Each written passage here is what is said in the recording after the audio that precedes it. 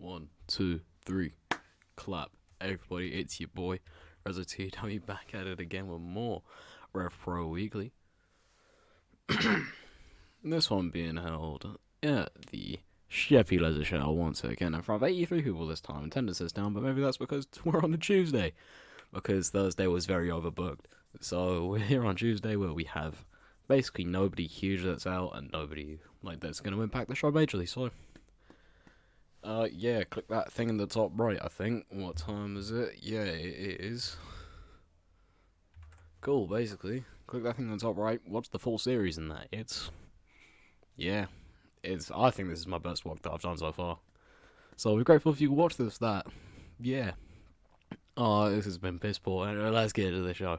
We start off with Spud telling us disappointing news that because he lost last week, he will sadly not be able to feature in any matches this Saturday at RPW Lights Out due to unspecified reasons. Oh, I wonder why Spud's not turning up, the fucking greedy bastard. Oh yeah, this is why. Trent, Seven, and Pete Dunne jump Spud, the poor fucker, and just beat the fuck out of him. Just while he just got his prime, just slither on behind him and just whack him back and forth, just strong style shots to the shoulder. Yeah, poor bastard. He's really not gonna like that, is he? Poor fucker. Let's move into our first match of the night, as it's the one that was actually promoted before the match. Before was Pete Dunne and Trent Seven versus Pink Thunder. Winners will take on the Coffee Brothers this weekend. And in 12:46, Dunne and Seven beat Pink Thunder when Trent Seven tapped Willie Mack out. Yeah. Obviously, face champions, you're going to want to have a feel to face them, so. And I don't think Pink Thunder are built up well enough in England yet. Specifically, Willie Mack, he's not built up well in England, so it's a good idea if you can get them some pop in England first before they have a pay-per-view match, but yeah, we'll stick on the pre-show, so I'm sure they'll get a win. Anyways, moving on to the face-off between the Coffee Brothers and Pete Dunne and Trent Seven. It's just a face-off, obviously. They're fighting for the belts this Saturday, so be there, innit? Next episode. And all that jazz. We're into the next match, was British Knight vs Aaron Angel. Someone I just pricked off the free agents list. They don't have good chemistry, it's good to know, but for bad chemistry, it's not that bad.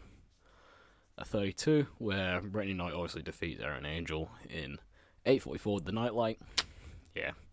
Vintage momentum builder just before the big blow-off match this Saturday at RPW Lights Out. Oh, I'm terrible. Yeah. She outperformed in this match, was surprising.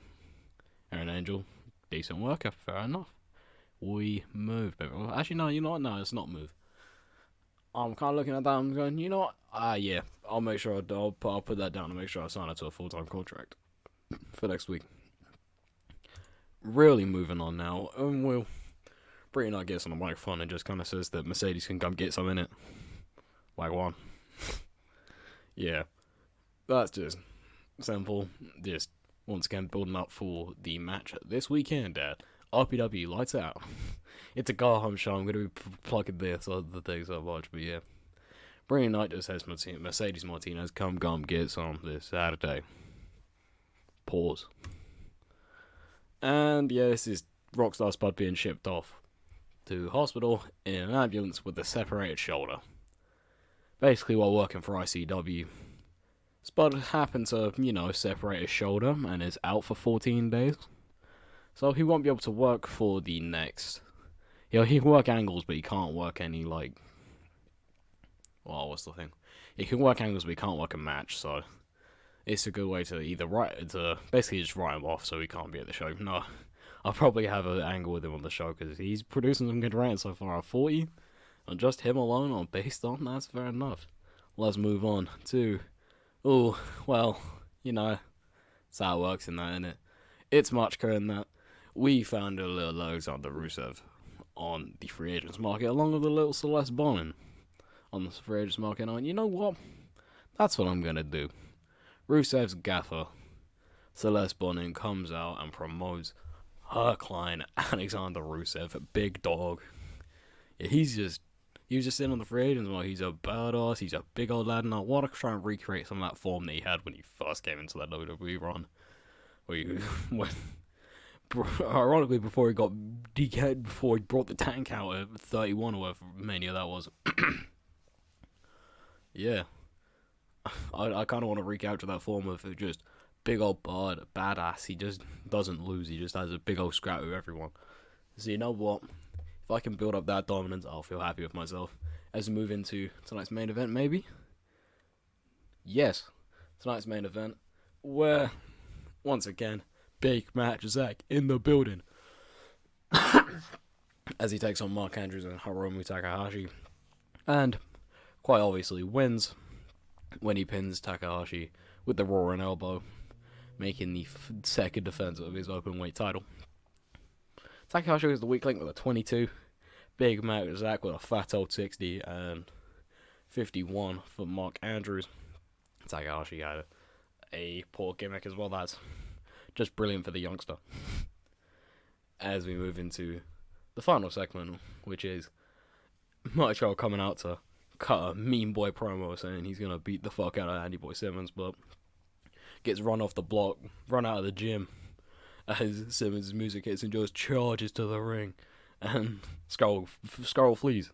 He ain't dealing with that. He can wait till Saturday. And that will end our show. The closing moment of Skull clamping onto the title as he's backing himself out the ramp because Andy Boy Simmons just charged at the youngster. Well, that will end the show. And we will get a fat old 37 with a 13 in there? Or the 19 in there? I'll take that. I'll definitely take that. Obviously, big match, the SJ back in the building. It might have been a longer show this week because of we put a lot more angles in there this week because I think, man, it just builds a better story. If I can run more angles like the two-parter of Spud getting jumped. And then being revisited later in the show when Spud gets put to sleep. When anesthetics, he's got a separate shoulder. But yeah, we move. And let's go over. Obviously, this was the go home show for RPW Lights Out, which will be the next episode. All going well. That will be out tomorrow. So hopefully you lot will be back to watch that. Same time as usual, 6 p.m. You know the vibes. But yeah, I think that's really all I've got to say. I'm trying to run out of things to say again. I've got this bad habit. Shit, yeah. I remember what I was going to say. Catch you. I'm a fucking dumbass. Yeah, catch you lot later. Good to see you lot again. Thanks for watching. And, yeah, remember RPW Lights Out. Next episode, come watch me. Please. In a bit, lads.